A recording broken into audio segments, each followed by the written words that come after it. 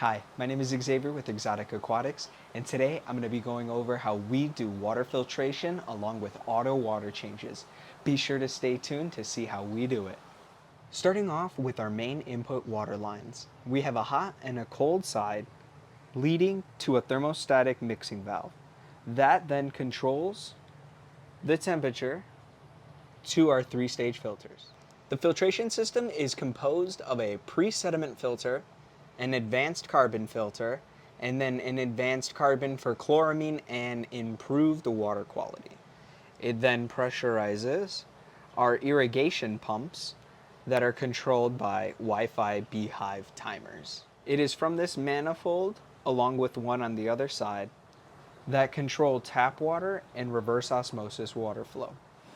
And currently, the reverse osmosis system is a work in progress, but I can assure you that the tap water system is tried and true. It has been working flawlessly for the last 2 years, has been amazing and allowing us to do so many more little trips and vacations.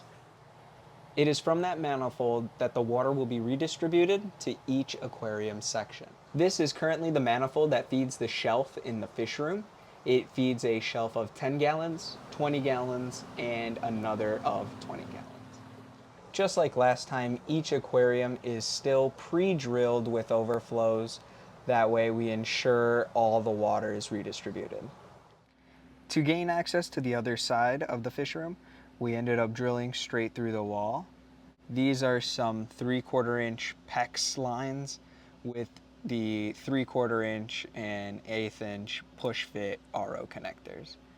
Here we have the 29 rack and the constant water that feeds the moss trays along with the 180 gallon. The 180 also has a float for auto top off, so then that way we can compete with the evaporation.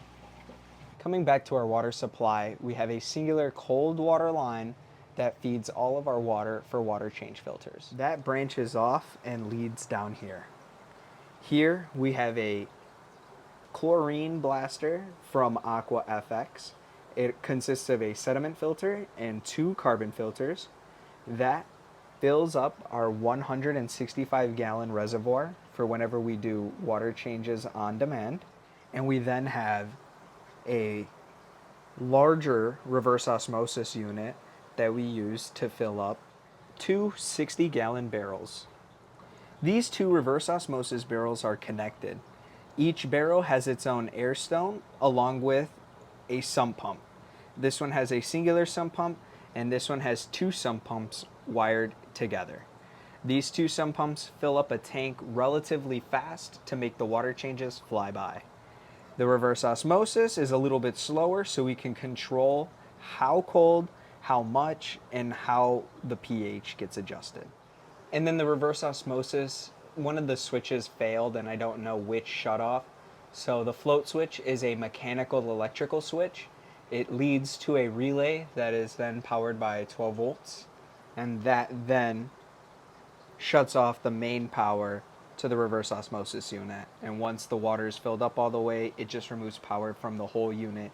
And the switch solenoid that keeps the water pressure from feeding the filters does turn off. So far so good.